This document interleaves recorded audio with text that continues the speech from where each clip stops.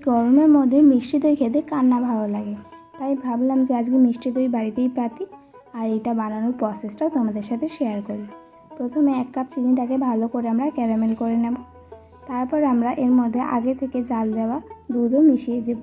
সব কিছু ভালো করে মেশানোর বাদে গুঁড়ো দুধ গুলে রেখেছিলাম ওটাকে দিয়ে ভালো করে মিশিয়ে দেব। তারপরে এই দুধটাকে আমরা 50% প্রায় শুকিয়ে দেব।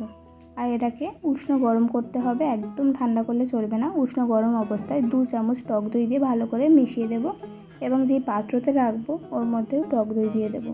তারপরে দুধগুলোকে ভালো করে সব পাত্রতে দিয়ে ফয়েল পেপার দিয়ে আটকে একদিনের জন্য আমরা বাইরে কোনো গরম জায়গায় রেখে দেব। একদিন পরে কিন্তু আমাদের দইগুলো একদম ভালোভাবে বসে গেছে। তো তোমরা দেখতেই পাচ্ছ দইগুলো কতটা ভালো করে বসেছে। আর এটা টেস্ট নিয়েও কোনো কথা হবে না, এটা খেতে কিন্তু দারুণ হয়েছিল। তোমরা কিন্তু চাইলে বাড়িতে অবশ্যই একবার বানিয়ে দেখতে পারো। আর ভালো লাগলে চ্যানেলটা অবশ্যই সাবস্ক্রাইব